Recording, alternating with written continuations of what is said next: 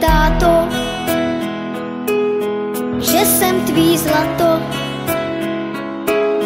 že jsem tvá princezna, poklad tvůj beze dna. Říkej mi, táto, že jsem tvá pohádka, panenka maková, Smíšek a Amálka, Vochomůrka Křemílek, Emanuel Motýlek, že mě nikomu nedáš, že nic lepšího nemáš. Tvůj dětský smích, ať v nás na pořád zůstává, vždyť dětský smích každý zadarmo dostává. Ať se ze světa vytratí všechno, co se vyplatí. Víš, já tě nikomu nedám, já nic lepšího nemám, než tvůj dětský smích. Tvůj dětský smích. Já nic lepšího nemám, než tvůj dětský smích.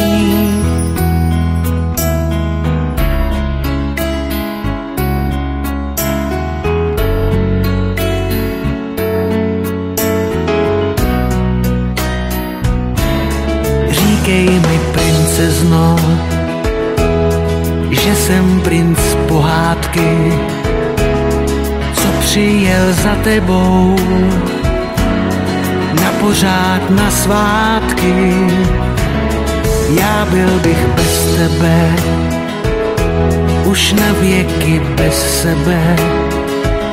Já šel bych až do nebe, modrý ukrást jen pro tebe. Víš, já tě nepustím, vždycky všechno ti odpustím.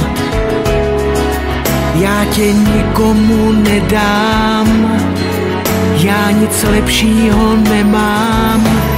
Tvůj dětský smích,